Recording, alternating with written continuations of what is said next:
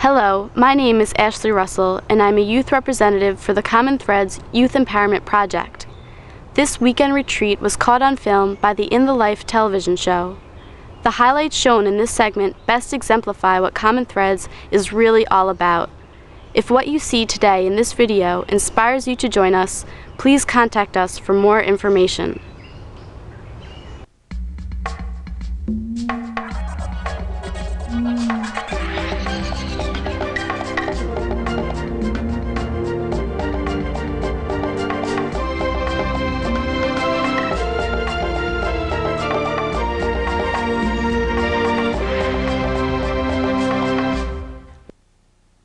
In our next segment, In the Life goes to camp, but not the kind of camp you may remember from your childhood. This one has a different agenda altogether, fighting homophobia in our nation's schools. First through sixth grade, I got teased constantly. I don't know why. It's just because I was just the weird girl, whatever. Probably 30 times a day I hear all types of slurs and anti-gay epithets such as fag, queer, homo, you know, just anything. Like, it doesn't even matter if it has any, it doesn't even have to be a person. It could be like a class, like this class is gay, or someone's a fag because you don't like them, not because they like guys.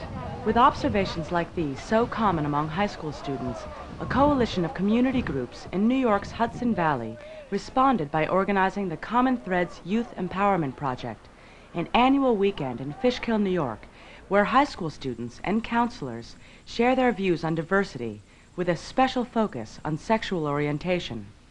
And I'm glad that this has brought like straight and gay people together to let them know different things, you know?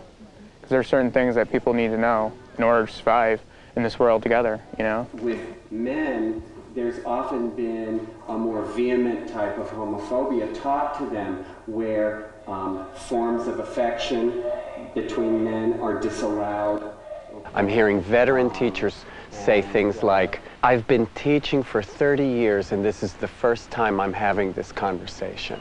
They're greatly relieved to find out that talking about gay and lesbian issues does not mean talking about sex.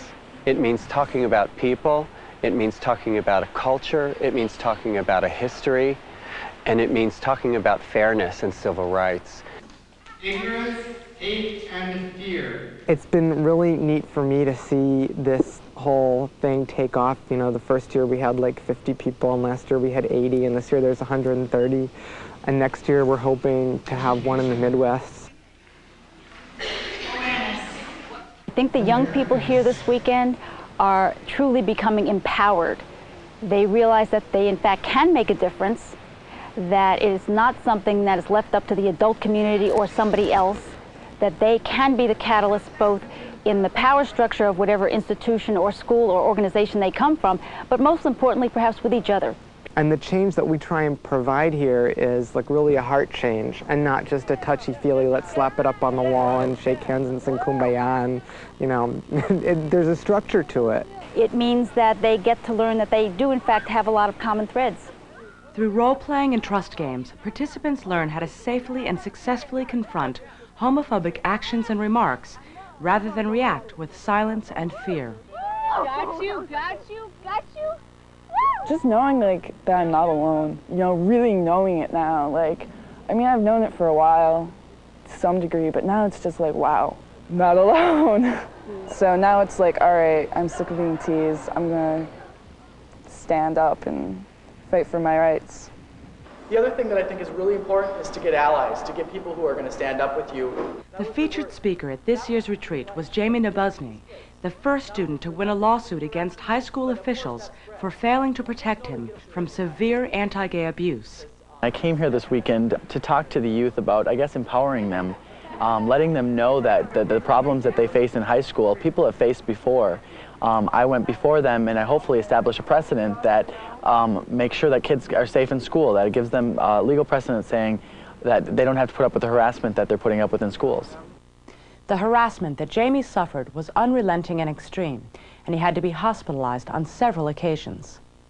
The kinds of violence and verbal and physical harassment that happened to Jamie are still happening in this country. Jamie's story is such a landmark case, both emotionally and legally. Schools are on notice that they do, in fact, have the responsibility to protect all students. They need to provide safe space for GLBT folks. They're going to be looking to models like this to try and actually make change. For those of you that are not GLBT but are allies, it's really important to be there when people are being harassed. I mean, I think that's because in a lot of ways it's easier for somebody to stand up that isn't gay or lesbian and say, stop, this is not right, I'm not going to put up with this, than it is for somebody who is GLBT. A lot of the students here, perhaps the majority, are straight students who can become very effective allies. And now they can listen to people's stories, and kids know that they have somebody else to talk to. I'm a straight advocate. The fact that we're breaking the silence, just communicating about it, is a great tool for education. Gay and lesbian and transgender and bisexual teens mostly have a really, really tough life because of all the negative response they get from their peers. I feel that these people are targeted, the largest population targeted for put downs. Before I was involved in the cause, I would not speak up about it. Now that I am involved with the cause, I don't hesitate before saying, please don't use that language around me. And if I embarrass them by saying, please don't use that language around, then good, because maybe they'll think twice before they do it. I think there's two pieces of it, and the first piece is a very early intervention, stopping any kind of harassment, a zero tolerance policy in grade school, and then continually enforcing that throughout school. I'm doing it because it's the right thing to do. And I know that must sound really like I have all these morals, you know, but I couldn't, turn my back on it. After giving the opportunity to become involved, I couldn't be like, oh no, I don't have time for that, because someone has to have time for it,